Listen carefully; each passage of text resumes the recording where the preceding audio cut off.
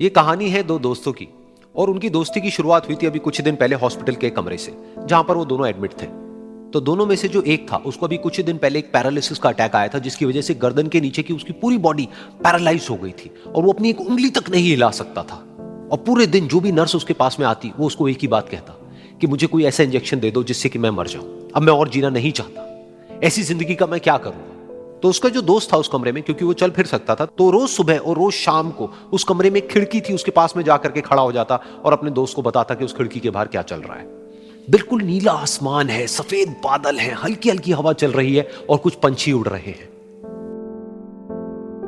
एक बहुत ही सुंदर बीच है जहां पर कुछ बच्चे मिट्टी के घरौंदे बना रहे हैं।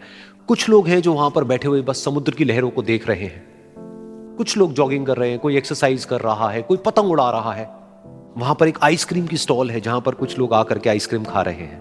और सनसेट के टाइम पे जो पानी है वो पूरा गोल्डन हो जाता है और चमकने लगता है। तो शुरू में तो जब उसने वो सब बताना शुरू किया तो उसके दोस्त के ऊपर ज्यादा असर नहीं हुआ, लेकिन धीरे धीरे उसके अंदर जीने की चाह जागने लगी। अब वो सुबह का इंतजार करने लगा कि जल्दी से सुबह हो और मेरा दोस्त मुझे बताए कि आज यहां पर क्या हो रहा है। कुछ दिन तक ऐसे ही चलता रहा। फिर एक दिन जब वो सुबह उठा तो उसने देखा कि सामने वाला बेड खाली है। फिर उसने नर्स को बुलाया और उससे पूछा कि क्या वो डिस्चार्ज हो गया है। तो नर्स ने कहा कि आपको तो उन्होंने बताया होगा, उनके पास कुछ ही दिन बाकी थे और कल रात को ही उनकी डेथ हो गई है। ये सुन करके उसके अंदर की उम्मीद पूरी तरह से टूट गई, क्योंकि सिर्फ उसका दोस्त ही था जिसने उसको बाहर की दुनिया से जोड़ा हुआ था, जिसकी वजह से वो जान पाता था कि बाहर क्या हो रहा है और ये दुनिया कितनी खूबसूरत है। तो कुछ दिन तक तो वो रोता रहा और उसने जीने की चाह छोड़ दी। लेकिन दूसरी ही तरफ से उसके अंदर कहीं ना कहीं एक नई चाह पैदा हुई कि काश मरने से पहले एक बार मैं खुद अपनी आंखों से देखूं इस खिड़की के बाहर कि ये दुनिया कैसी है। जैसे जैसे उसकी ये चाह बढ़ने लगी, उसको अपने अंदर एक अजीब सी एनर्जी महसूस होने लगी। और फिर एक दिन उसने अपनी पूरी ताकत लगा दी और किसी तरीके से वो बेड से नीचे गिरा और पकड़ पकड़ करके किसी तरह से उस खिड़की तक पहुंचा।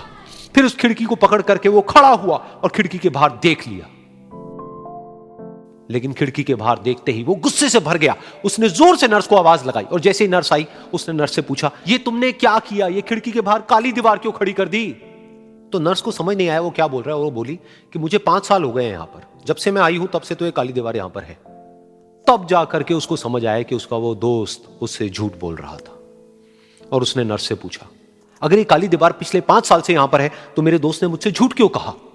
तो नर्स थोड़ा सा मुस्कुराई और बोली कि मैं ये तो नहीं जानती कि उन्होंने आपसे झूठ क्यों कहा, लेकिन मैं इतना जरूर जानती हूं कि जो भी कुछ उन्होंने आपसे कहा उसी वजह से आप अभी अपने पैरों पर खड़े हैं।